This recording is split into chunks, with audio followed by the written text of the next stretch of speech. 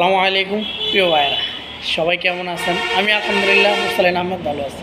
তো আজকে আপনাদের সামনে অল্প কিছু কিচ্ছা বলবো, মানে বানোয়াট কথা।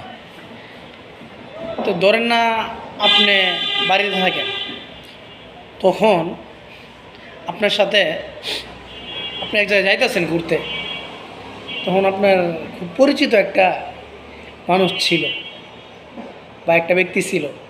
কে ছিল এটা তো আপনি বুঝে নেন, আমি কি বলব। তো এখন হঠাৎ করে আপনিও ঘোরাঘুরি করতে যাইতেছেন, তো আপনি তার সাথে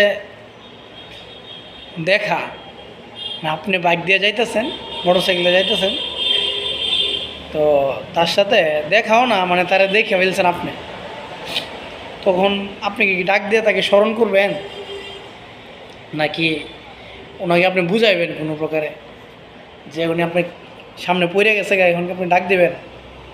একসময় পরিচিত ছিল, আপনার সাথে ঝগড়া হয় নাই, মানে ঝামেলা হয় নাই, কোনো কিছু হয় নাই।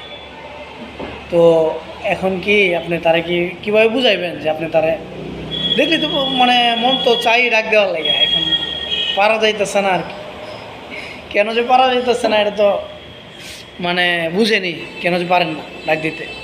তো আমি অবশ্যই বলবো যে আপনার কাছে এটা, আপনাদের কাছে কীরকম লাগবে, নিজের বিষয়টা যদি নিজের সময় যদি ঘটে, অবশ্যই এটা কোনো গোটা বিষয় না, বাস্তব বিষয় না, বলা বিষয় আপনি বলতেছি আপনার। তো এখন কি আপনি ডাক দিবেন ওনাকে? আর উনি তো জানেই না যে আপনি ওনারে দেখছেন বা ফলো করছেন। তখন না ধরেন না, আপনি ডাকই দিলেন, ডাক দেওয়ার পর উনি আপনাদের চিনলো, তো চিনার পরে এই বিষয়টা কি কোন পর্যায়ে যাবো, কী আসে বিষয় একটু চিন্তা ভাবনা করতে পারবেন। আসলে আমি বলবো যেটা, যদি আপনার সাথে স্ব ইচ্ছায় কোনো ঝগড়াঝাড়ি না হয়ে থাকে তার সাথে, তো আমি বলবো যে আপনি যদি ডাক দেন, তাহলে অনলি ওয়ান তাকে নিয়ে আপনি কফি হাউসে যাবেন, চা খাইবেন, ঠিক আছে, কফি খাইবেন, এরকম কোনো কিছু মনে বাঁচবো।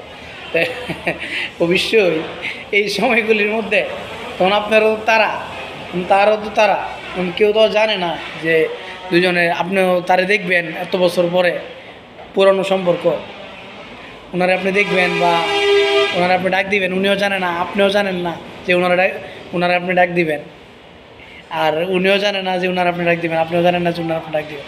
তো বিষয়টা এরকমই। তো এই মুহূর্তটার মধ্যে এখন কি আপনিও রানিং অবস্থায়, উনিও রানিং অবস্থায়, তাই কি কফি খাওয়া যাওয়া সম্ভব, চা খাইতে যাওয়া কি সম্ভব? বিষয়টা মানে আপনাদের কাছে বললাম।